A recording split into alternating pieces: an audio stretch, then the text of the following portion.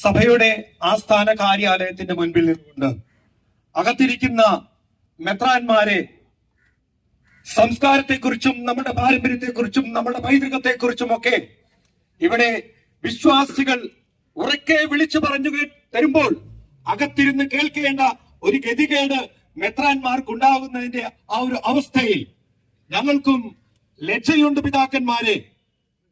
സഭയുടെ മക്കളെ വളർത്തി വലുതാക്കി വിശ്വാസത്തിലും ആധ്യാത്മികതയിലും പാരമ്പര്യത്തിലും പൈതൃകത്തിലും ഒക്കെ വളർത്തിക്കൊണ്ടുവരേണ്ട നിങ്ങൾ ഞങ്ങളുടെ വിശ്വാസത്തെയും പാരമ്പര്യത്തെയും സംസ്കാരത്തെയും തച്ചുടക്കാൻ ശ്രമിക്കുമ്പോൾ ഉയർന്നു വരും. പുറത്ത് നിങ്ങൾ കെട്ടിയുയർത്തിയ കോട്ടകൾക്ക് പുറത്ത് വലിയ സ്വരങ്ങൾ, വലിയ സമരങ്ങൾ ഉയർന്നു വരും. സീറോ മലബാർ സഭ അത് സംസ്കാരം കൊണ്ട് ഭാരതീയമാണ് എങ്കിൽ